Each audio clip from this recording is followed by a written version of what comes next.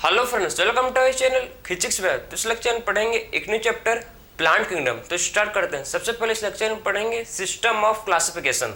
सो देखो, सबसे पहले क्या पढ़ेंगे इसमें हम लोग, सिस्टम ऑफ क्लासिफिकेशन। तो सिस्टम ऑफ क्लासिफिकेशन में सबसे पहले डिस्कस करेंगे हम लोग आर्टिफिशियल सिस्टम के बारे में, ठीक है।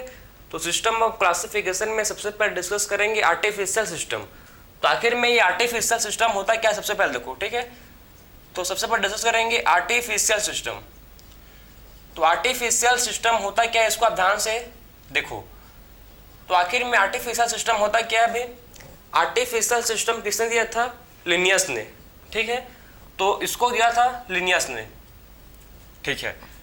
तो आर्टिफिशियल सिस्टम किसने दिया था, लिनियस ने आर्टिफिशियल सिस्टम को दिया था, ठीक है।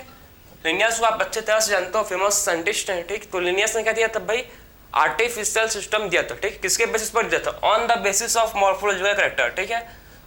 On the basis of morphological character. तो मॉर्फोलॉजी की, ठीक है, मॉर्फोलॉजिकल कैरेक्टर के बेसिस पर लिनियस ने क्या दिया था, आर्टिफिशियल सिस्टम।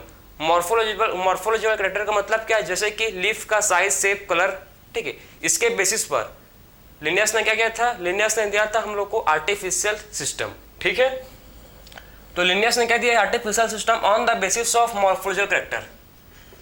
मॉर्फोलॉजिकल कैरेक्टर के बेसिस पर दिया है, ठीक है। तो मॉर्फोलॉजिकल कैरेक्टर के बेसिस पर लिनियस ने आर्टिफिशियल सिस्टम दिया था, मॉर्फोलॉजिकल कैरेक्टर्स। और किसके बेसिस पर भाई, और एंड्रोसियम स्ट्रक्चर, ठीक है। और किसके बेसिस पर, एंड्रोसियम के स्ट्रक्चर के बेसिस पर भी इसको क्लासिफाई किया था आर्टिफिशियल सिस्टम को। तो और किसके बेसिस पर बात करेंगे, एंड्रोसियम स्ट्रक्चर, ठीक है।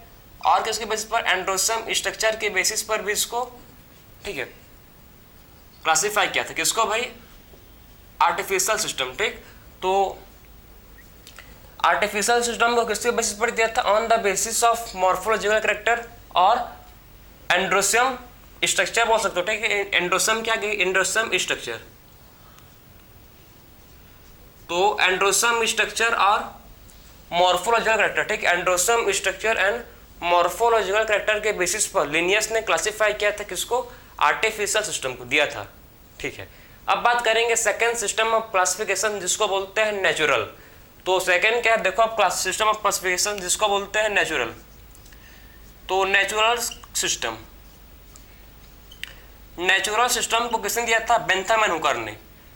तो नेचुरल सिस्टम को किसने दिया था, नेचुरल सिस्टम को दिया था बेंथम एंड हुकर ने, नेचुरल सिस्टम दिया था, ठीक है। तो देखो, इसको किसने दिया था भाई,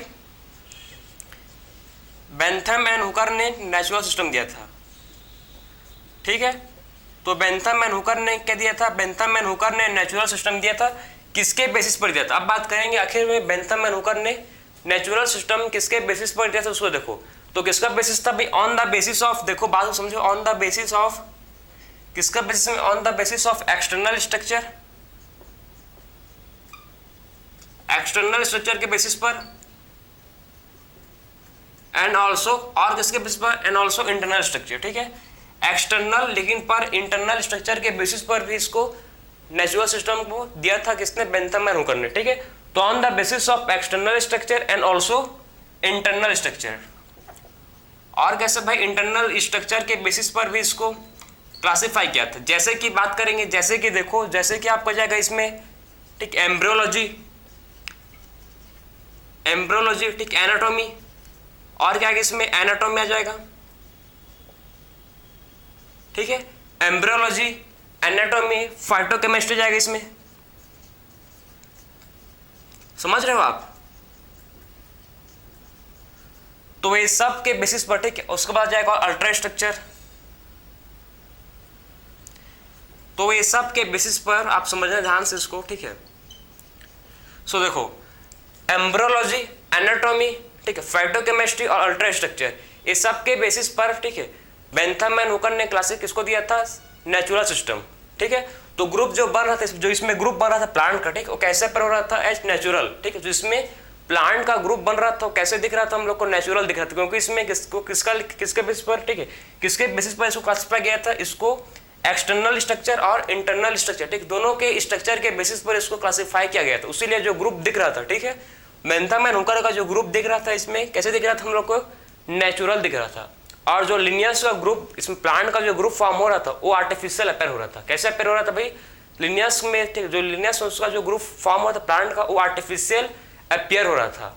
ठीक है, उसी जो लिनियस, ठीक है, लिनियस का जो आर्टिफिशियल सिस्टम था वो एक्सेप्टेबल नहीं था, क्योंकि उसमें जो, ठीक है, ग्रुप आर्टिफिशियल अपेयर हो रहा था। ठीक, उसमें जो ग्रुप कैसे अपेयर हो रहा था, उसमें ग्रुप आर्टिफिशियल अपेयर हो रहा था, उसलिए जो लिनियस का वर्क था वो एक्सेप्टेबल नहीं था। ठीक है, तो हम लोग ने सबसे पहले बात किया सिस्टम ऑफ क्लासिफिकेशन में, सबसे पहले बात की हम लोग आर्टिफिशियल सिस्टम क्या होता है भाई। ठीक है, किसके बेसिस पर क्लासिफाई किया गया? On the basis of morphological character और एंड्रोसोम स्ट्रक्चर के बेसिस पर इसको क्लासिफाई किया गया है। आर्टिफिशियल सिस्टम को किसने दिया है? लिनियस ने। फिर बात के नेचुरल सिस्टम, किसने दिया है इसको?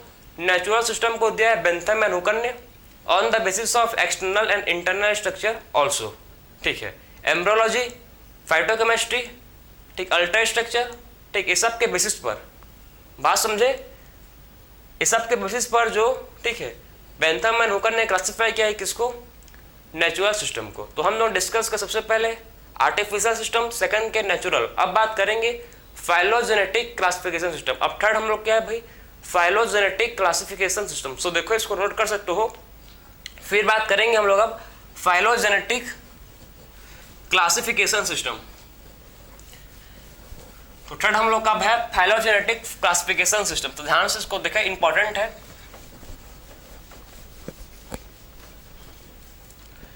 तो थर्ड कौन सा हम लोग का? Phylogenetic classification system. ठीक, थर्ड हम लोग का है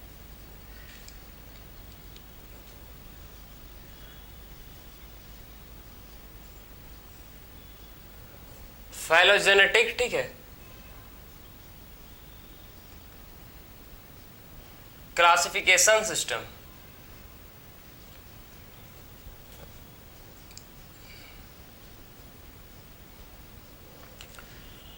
तो थर्ड हम लोग का जिसको बोलते हैं क्या? थर्ड हम लोग का है जिसका नाम है फाइलोजेनेटिक क्लासिफिकेशन सिस्टम। ठीक है, तो अब बात करेंगे फाइलोजेनेटिक क्लासिफिकेशन सिस्टम एक किसके बेसिस पर है भाई? On the basis of evolutionary relationship of organism. ठीक है, ऑर्गेनिज्म के इवोल्यूशनरी रिलेशनशिप के बेसिस पर इसको दिया गया है। ठीक है, फाइलोजेनेटिक क्लासिफिकेशन सिस्टम किसके बेसिस पर है भाई? On the basis of evolutionary relationship. Evolutionary relationship के बेसिस पर इसको दिया गया है फाइलोजेनेटिक क्लासिफिकेशन सिस्टम को। तो इसको लिख सकते हो भाई, लिख सकते हो आप इसको किसके बेसिस पर? On the basis of on the basis of evolutionary relationship. तो इसको इवोल्यूशनरी, ठीक है, इवोल्यूशनरी रिलेशनशिप के बेसिस पर इसको दिया गया है। ठीक है, तो फाइलोजेनेटिक रिलेशनशिप को, ठीक है, आप समझो फाइलोजेनेटिक क्लासिफिकेशन सिस्टम को on the basis of evolutionary, ठीक है, evolutionary relationship of organism, organism का इवोल्यूशनरी रिलेशनशिप के बेसिस पर फाइलोजेनेटिक क्लासिफिकेशन सिस्टम दिया गया है। थ्री टाइप्स के होते हैं, देखो कौन कौन सा भाई? ठीक है, फाइलोजेनेटिक क्लासिफिकेशन थ्री टाइप के होते हैं, कौन कौन सा? देखो इसको, एक होता है आपका न्यूमेरिकल टैक्सोनॉमी। सबसे पहला आपका होता है न्यूमेरिकल टैक्सोनॉमी। न्यूमेरिकल टैक्सोनॉमी, ठीक है, फर्स्ट आपका है, सबसे पहले क्या है? Numerical taxonomy. ठीक है, सेकंड आपका है जिसको बोलते हैं साइटोटैक्सोनॉमी, साइटोटैक्सोनॉमी।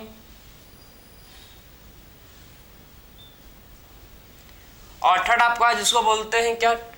कीमोटैक्सोनॉमी। ठीक है, थर्ड जो है जिसको बोलते हैं कीमोटैक्सोनॉमी, कीमोटैक्सोनॉमी। सो समझो आपकी थ्री टाइप्स के क्या होते हैं जो आपका क्लासिफिकेशन, जिसको बोलते हैं क्या भाई? ठीक है, फाइलोजेनेटिक क्लासिफिकेशन सिस्टम। ठीक है, phylogenetic classification system three types में डिवाइडेड है। सबसे पहला है जिसको बोलते हैं क्या? Numerical taxonomy. सेकेंड है जिसको बोलते हैं क्या? सबसे पहले क्या है? Numerical taxonomy. सेकेंड क्या है आपका? कीमोटैक्सोनॉमी, मतलब साइटोटैक्सोनॉमी। ठीक है, सेकेंड है साइटो और थर्ड है आपका कीमोटैक्सोनॉमी। सबसे पहले बात करेंगे हम लोग न्यूमेरिकल टैक्सोनॉमी। ठीक है, तो न्यूमेरिकल टैक्सोनॉमी में आप क्या यूज करोगे? न्यूमेरिकल टैक्सोनॉमी में आप यूज करोगे कंप्यूटर्स का। ठीक है, इसमें किसका यूज करोगे भाई?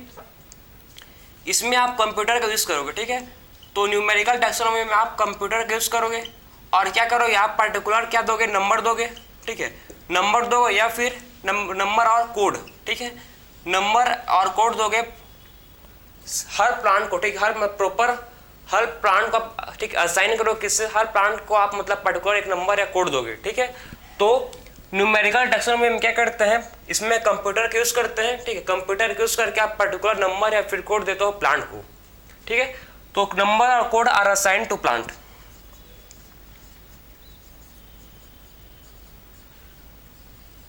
बात समझे, इसमें क्या करते हैं, इसमें देखो, इसमें पर्टिकुलर नंबर देंगे या कोड देंगे, ठीक, पर्टिकुलर नंबर या कोड आर असाइंड, ठीक है। इसमें पर्टिकुलर क्या करते हैं, नंबर देते हैं या फिर कोड देते हैं, असाइन टू ऑल कैरेक्टर्स, जितने भी कैरेक्टर्स होते हैं प्लांट के, जो भी कैरेक्टर्स होते हैं, ठीक है, प्लांट के जो भी कैरेक्टर्स होते हैं उसको सबको नंबर्स या कोड से असाइन करते हैं, ठीक है। सो प्लांट के जो भी कैरेक्टर्स होते हैं उसको पर्टिकुलर, ठीक है, न्यूमेरिकल टैक्सोनॉमी में क्या करते हैं, उसको पर्टिकुलर कोड देते हैं, ठीक है, कोड से उसको असाइन करते हैं, ठीक है। तो ये हम लोग हो गया सबसे पहले न्यूमेरिकल टैक्सोनॉमी। अब बात करेंगे सेकंड, जिसको बोलते हैं साइटोटैक्सोनॉमी, ठीक है। तो साइटोटैक्सोनॉमी क्या है भाई, इसमें क्या करते हैं, साइटोटैक्सोनॉमी में ठीक, इसमें साइटोलॉजिकल इंफॉर्मेशन का यूज करते हैं। तो साइटोटैक्सोनॉमी में क्या करते हैं, इसमें साइटोलॉजिकल इंफॉर्मेशन का यूज करते हैं, ठीक है। तो इसमें यूजेस ऑफ, इसमें क्या करते हैं भाई, साइटोलॉजिकल, ठीक है, साइटोलॉजिकल इंफॉर्मेशन का यूज करते हैं। क्या करते हैं इसमें, साइटोलॉजिकल इंफॉर्मेशन का क्या करते हैं, इसमें यूज करते हैं, ठीक है। तो साइटोटैक्सोनॉमी में क्या करते हैं, साइटोटैक्सोनॉमी में साइटोलॉजिकल इंफॉर्मेशन का यूज करते हैं, ठीक है। सो साइटोटैक्सोनॉमी में क्या करते हैं भाई, साइटोटैक्सोनॉमी में साइटोलॉजिकल, ठीक, इसमें साइटोलॉजिकल इंफॉर्मेशन का यूज करते हैं, ठीक है। इसमें क्या यूज करते हैं, साइटोलॉजिकल इंफॉर्मेशन, इसमें साइटोलॉजिकल इंफॉर्मेशन यूज करते हैं, जैसे कि लाइक क्रोमोसोम नंबर, ठीक है, जैसे कि आप बात करेंगे क्रोमोसोम नंबर, ठीक है, स्ट्रक्चर, बिहेवियर, ठीक है, ये सब को यूज करते हैं इसमें, ठीक है, स्ट्रक्चरल बिहेवियर, ठीक है। तो आप समझ गए कि साइटोटैक्सोनॉमी में किसका यूज करते हैं भाई, इसमें साइटोलॉजिकल इंफॉर्मेशन का यूज करते हैं, ठीक है, इसमें साइटोलॉजिकल इंफॉर्मेशन का यूज करते हैं। जैसे कि बात करेंगे अगर क्रोमोसोम नंबर, स्ट्रक्चर और behaviour, chromosome number, structure, behaviour, ये सब क्या है, साइटोलॉजिकल इंफॉर्मेशन के इसमें यूजेस करते हैं। अब हम लोग बात करेंगे नेक्स्ट जो है कीमोटैक्सोनॉमी, ठीक है, जिसमें केमिकल कंस्टिट्यूएंट, ठीक है, इसमें क्या करते हैं, प्लांट का केमिकल कंस्टिट्यूएंट को यूज करते हैं, सिंपल बात है, ठीक है। तो कीमोटैक्सोनॉमी का मतलब क्या है, कीमो मतलब होता है केमिकल, कीमो मतलब क्या होता है भाई, कीमो मतलब होता है केमिकल, उसके लिए इसमें क्या करते हैं, केमिकल कंस्टिट्यूएंट, प्लांट का केमिकल कंस्टिट्यूएंट को यूज करते हैं। बात समझे, इसमें क्या करते हैं, प्लांट के केमिकल कंस्टिट्यूएंट को इसमें प्रॉपर यूज करते हैं, ठीक है। तो यूजेस ऑफ केमिकल, इसमें क्या करते हैं, use of chemical constituent of plant. बात समझ आ रहा है आपको, इसमें क्या करते हैं भाई, इसमें यूज करते हैं chemical constituent of plant, plant का इसमें केमिकल कंस्टिट्यूएंट को यूज करते हैं, ठीक है। सो कीमोटैक्सोनॉमी में क्या करते हैं, प्लांट का केमिकल कंस्टिट्यूएंट को इसमें प्रॉपर यूज करते हैं। तो use of chemical constituent of plant, तो इसको बोलते हैं कीमोटैक्सोनॉमी। तो हम लोग ने अभी तक डिस्कस किया, ठीक है, सबसे पहले डिस्कस किए आर्टिफिशियल सिस्टम क्या होता है, फिर मैं आपको समझाया नेचुरल सिस्टम, फिर थर्ड हम लोग का देखे फाइलोजेनेटिक क्लासिफिकेशन सिस्टम।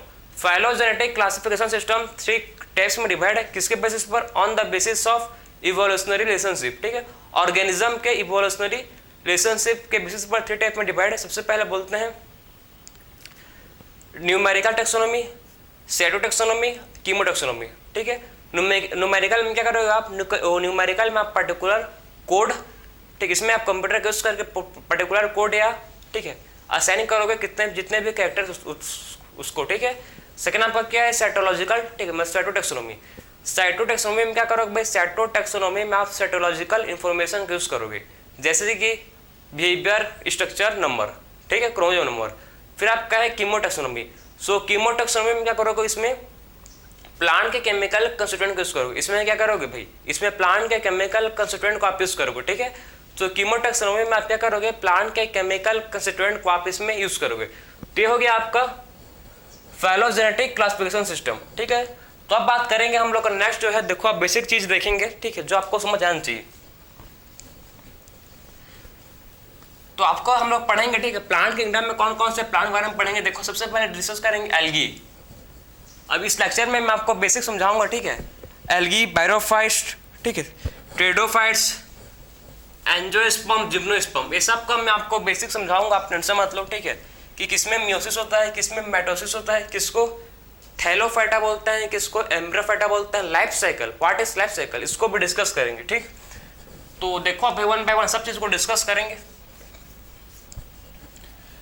सबसे पहले हम लोग बात करेंगे, हम लोग कि इसमें पढ़ेंगे, देखो सबसे पहले हम लोग एल्गी पढ़ेंगे, बायरोफाइटा पढ़ेंगे, ठीक है, एल्गी, बायरोफाइट, बायरोफाइट्स, ट्रेडोफाइट्स पढ़ेंगे इसमें, ठीक। फिर क्या पढ़ेंगे इसमें हम लोग, फिर पढ़ेंगे हम लोग एंजियोस्पर्म,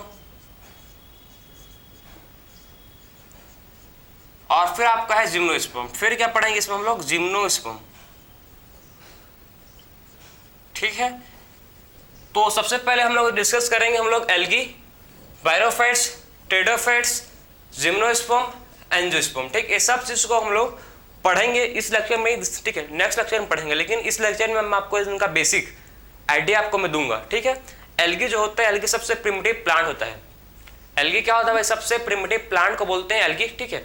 तो एल्गी क्या होता है, सबसे प्रिमिटिव प्लांट होता है एल्गी। एल्गी में, एल्गी का आपको मतलब मेन फीचर्स आपको याद रखना है कि एल्गी का जो एल्गी में जाइगोट फॉर्म होता है, ठीक है, एल्गी में जाइगोट फॉर्म होता है, तो एल्गी के जाइगोट में मियोसिस होता है। इसका मोस्ट इंपॉर्टेंट, इसका बेसिक फीचर्स, यूनिक फीचर्स, ठीक है। एल्गी का मोस्ट इंपॉर्टेंट यूनिक फीचर्स है कि एल्गी के तो जाइगोट में क्या होता है, एल्गी के जाइगोट में मियोसिस होता है, ठीक है। तो आपको समझना है कि एल्गी का, ठीक, एल्गी के जाइगोट में क्या होता है भाई, एल्गी का जाइगोट है, ठीक है, तो इसके जाइगोट में क्या होता है, इसके जाइगोट में आपको मियोसिस होगा, ठीक है। तो इसके जाइगोट में मियोसिस होता है, बात समझे। तो एल्गी के जाइगोट में मियोसिस होता है। अगर किसी भी जाइगोट में, ठीक है, जाइगोट में अगर मियोसिस होता है तो उसको बोलते हैं थैलोफाइटा। उसीलिए बोलते हैं एल्गी को कि कैसा है, थैलोफाइटा, क्योंकि इसके जाइगोट में क्या हो रहा है, मियोसिस, ठीक है। तो एल्गी एक्सेप्शन है जिसमें क्या होता है, जिसके जाइगोट में मियोसिस होता है। एल्गी एक एक्सेप्शन है जिसके जाइगोट में क्या होता है, मियोसिस होता है। उसीलिए प्लांट बॉडी बोलते हैं इसको, इस प्लांट बॉडी एल्गी का कैसा होता है, थैलोफाइटा होता है, ठीक है। तो समझ गए आप। फिर बायरोफाइट्स, ट्रेडोफाइट्स, जिम्नोस्पर्म, एंजियोस्पर्म, ठीक है, इनका जाइगोट में माइटोसिस, इनके जाइगोट में क्या होता है भाई, इनके जाइगोट में होता है माइटोसिस, ठीक है। तो इनके जाइगोट में होता है माइटोसिस, क्लियर है आपको। खाली एल्गी के ही, ठीक, खाली एल्गी के ही, ठीक है, जाइगोट में होता है मियोसिस। बाकी बायरोफाइट्स, ट्रेडोफाइट्स, जिम्नोस्पर्म, एंजियोस्पर्म में, इनमें क्या होता है, जाइगोट में माइटोसिस ऑकर होता है। इसमें क्या होता है भाई, माइटोसिस ऑकर होता है। खाली किसमें होता है, खाली जाइगोट में माइटोसिस होता है, ठीक। फिर तो ये समझ गए। तो इसको बोलते हैं, अगर किसी के जाइगोट में माइटोसिस होता है तो इसको बोलते हैं एम्ब्रियोफाइटा, ठीक है। क्या बोलते हैं इसको, इसको बोलते हैं एम्ब्रियोफाइटा, एम्ब्रियोफाइटा, क्योंकि इसके जाइगोट में क्या हो रहा है भाई, क्योंकि इसके जाइगोट में माइटोसिस हो रहा है, उसको इसको बोलते हैं एम्ब्रियोफाइटा, ठीक है। तो इसको बोलते हैं क्या, एम्ब्रियोफाइटा, क्योंकि इसके जाइगोट में माइटोसिस हो रहा है, ठीक है। तो आप समझ गए कि आखिर में अगर एल्गी में मियोसिस होगा जाइगोट के तो उसको बोलते हैं थैलोफाइटा, अगर माइटोसिस होगा एल्गी, ठीक है, जाइगोट में माइटोसिस होता है तो उसको बोलते हैं क्या, एम्ब्रियोफाइटा, ठीक है।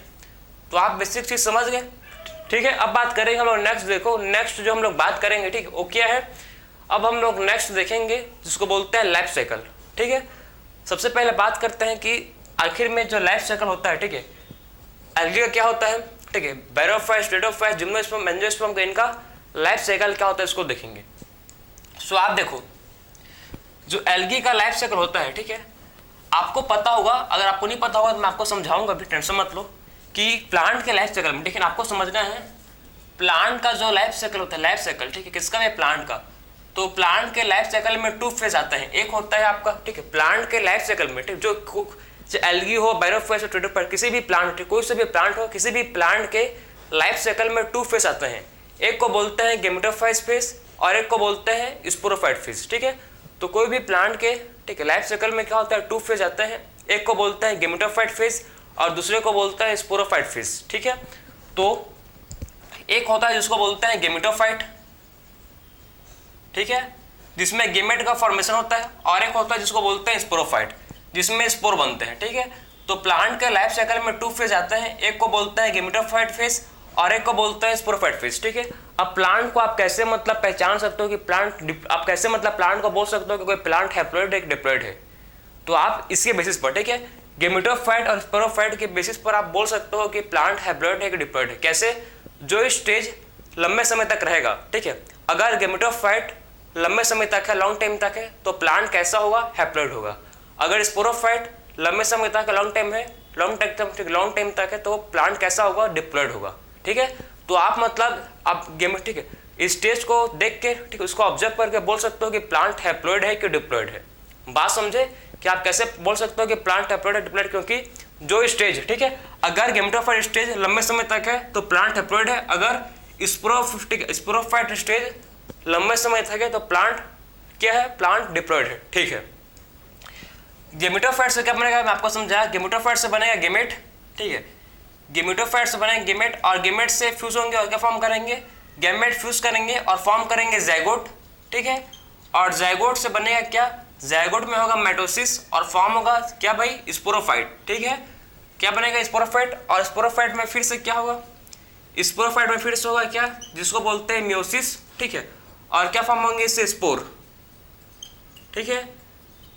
स्पोरोफाइट में क्या होगा? मियोसिस, और क्या बनेंगे भाई? इससे स्पोरोफाइट मियोसिस होकर बनेंगे स्पोर्स, और स्पोर में क्या है? स्पोर का फिर से क्या होगा? माइटोसिस, और बनेगा गेमेटोफाइट, फिर ठीक है। तो ये माइटोसिस से बनेगा, ये मियोसिस से बनेगा। आप देखो बहुत लोग कंफ्यूज होते हैं कि, ठीक है, गेमेट कैसे बनते हैं? गेमेट बनते हैं बाय माइटोसिस। गेमेट किससे बनता है? देखो प्लांट में गेमेट बनते हैं माइटोसिस से। भाई एनिमल में होता है कि डिप्लॉइड में मियोसिस होगा और उससे हैप्लॉइड बनता है, लेकिन ठीक है माइटोसिस खाली एनिमल में होता है, ठीक है। जाइगोट में क्या होता है? मियोसिस माइटोसिस होता है, ठीक है, लेकिन एनिमल में क्या होता है? एनिमल में गेमेट फॉर्मेशन टाइम मियोसिस नहीं होता, इसमें माइटोसिस होता है, ठीक है।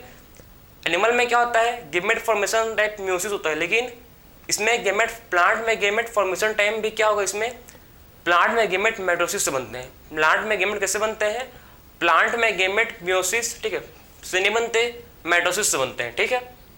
सो प्लांट में गेमेट कैसे बनते हैं? प्लांट में गेमेट माइटोसिस से बनते हैं। समझ गए बात को?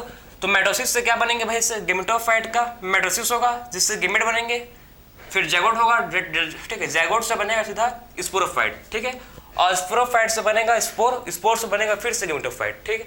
तो यही मतलब प्लांट में लाइफ साइकिल चलता है, ठीक है। खाली एक्सेप्शन है कि एल्गी में क्या होता है? एल्गी के जैगोट में मियोसिस होता है, ठीक है, एल्गी के जैगोट में क्या होता है? मियोसिस होता है, बाकी सब में क्या होता है? माइटोसिस होता है। खाली एल्गी के जैगोट में होता है मियोसिस, बाकी सब प्लांट में क्या होता है? एल्गी जैगोट में माइटोसिस होता है, ठीक। तो आप समझ गए बेसिक आइडिया कि प्लांट के लाइफ साइकिल में 2 स्टेज होते हैं, एक होता है गेमेटोफाइट और दूसरा होता है स्पोरोफाइट। जो लंबे समय तक रहेगा, लॉन्ग टाइम तक, ठीक है, जो लंबे समय तक रहेगा लॉन्ग टाइम तक, उसी में क्या होगा भाई? ठीक, वही मतलब प्लांट का मेन स्टेज होगा, ठीक है। जैसे कि अगर जो अब मान लो कि कोई प्लांट है, ठीक है, जैसे एल्गी, एल्गी में क्या होता है समझो। सबसे पहले बात करें एल्गी, तो एल्गी का जो मेन स्टेज है प्लांट में, मेन प्लांट बॉडी एल्गी क्या है? एल्गी का मेन प्लांट बॉडी है गेमेटोफाइट, ठीक है। तो एल्गी का मेन प्लांट बॉडी क्या है भाई? एल्गी का मेन प्लांट बॉडी गेमेटोफाइट का मतलब कि उसका लंबे समय तक एल्गी गेमेटोफाइट स्टेज शो करता है, ठीक है। उसीलिए एल्गी को बोलते हैं कि एल्गी का लाइफ साइकिल कैसा है? हैप्लॉन्टिक। एल्गी का लाइफ साइकिल कैसा है भाई? इसको बोलते हैं हैप्लॉन्टिक, ठीक है। तो एल्गी का लाइफ साइकिल कैसा है? जिसको बोलते हैं हैप्लॉन्टिक, क्योंकि लंबे समय तक, बात समझो आप, एल्गी का मेन प्लांट बॉडी क्या है? गेमेटोफाइट, क्योंकि लंबे समय तक एल्गी गेमेटोफाइट स्टेज शो करता है, उसीलिए इसका लाइफ साइकिल बात करें तो इसका क्या होगा भाई? हैप्लॉन्टिक लाइफ साइकिल होगा, ठीक है। तो एल्गी का लाइफ साइकिल कैसा होगा? हैप्लॉन्टिक। अब बात करेंगे देखो बायरोफाइट्स, टेरिडोफाइट्स, ठीक है। तो बायरोफाइट्स, ठीक, और टेरिडोफाइट्स में क्या होता है? इसमें गेमेटोफाइट स्टेज, ठीक, इसमें गेमेटोफाइट स्टेज और स्पोरोफाइट स्टेज, इसमें गेमेटोफाइट स्टेज और स्पोरोफाइट स्टेज, ठीक है, दोनों इक्वल समय के होता है, दोनों मैक्सिमम समय के होता है, मतलब बराबर बोल सकते हो, ठीक है। तो बायरोफाइट्स और टेरिडोफाइट्स, ठीक है, बायरोफाइट्स एंड टेरिडोफाइट्स में क्या होता है? गेमेटोफाइट एंड स्पोरोफाइट, ठीक है। गेमेटोफाइट एंड स्पोरोफाइट स्टेज दोनों सेम इक्वल समय का होता है, दोनों किसके समय का? दोनों सेम इक्वल समय का होता है, ठीक है। उसीलिए इसको बोलते हैं हैप्लोडिप्लॉन्टिक। क्या बोलते हैं भाई इसको?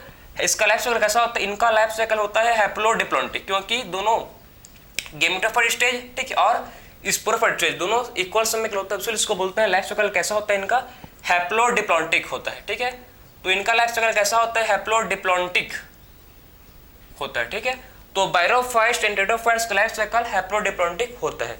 फिर बात करेंगे एंजियोस्पर्म और जिम्नोस्पर्म। तो एंजियोस्पर्म बोल सकते हो या फिर जिम्नोस्पर्म। ठीक है, एंजियोस्पर्म या जिम्नोस्पर्म का लाइफ साइकिल होता है डिप्लॉन्टिक, क्योंकि इनका मेन स्टेज, ठीक है, एंजियोस्पर्म एंड जिम्नोस्पर्म का मेन स्टेज क्या होता है, स्पोरोफाइट होता है। लंबे समय तक शो करते हैं स्पोरोफाइटिक स्टेज, ठीक है, क्योंकि एंजियोस्पर्म जिम्नोस्पर्म मतलब फ्लावरिंग प्लांट है और सीड बेरिंग प्लांट है। ठीक है, कैसे प्लांट है, flowering and seed bearing plant, उसीलिए लंबे समय तक शो करते हैं ये स्पोरोफाइटिक स्टेज। ठीक है, लंबे समय तक क्या शो करते हैं ये स्पोरोफाइटिक स्टेज शो करते हैं। समझ पा रहे हो आप। सो इनका लाइफ साइकिल कैसा होता है, डिप्लॉन्टिक। तो एंजियोस्पर्म जिम्नोस्पर्म का लाइफ साइकिल होता है डिप्लॉन्टिक। ठीक है, डिप्लॉन्टिक होता है। ठीक है, तो इनका लाइफ साइकिल कैसा होता है, डिप्लॉन्टिक होता है।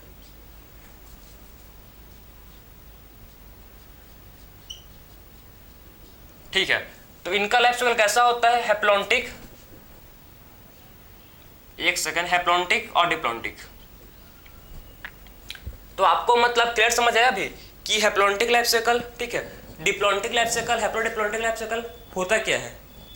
ठीक है, तो जिसका देखो एल्गी का मेन प्लांट बॉडी है गेमेटोफाइट, उसीलिए उसका, ठीक है, उससे उसका लाइफ साइकिल कैसा होता है, हैप्लॉन्टिक होता है। ठीक है, क्योंकि लंबे समय तक एल्गी गेमेटोफाइट स्टेज शो करता है।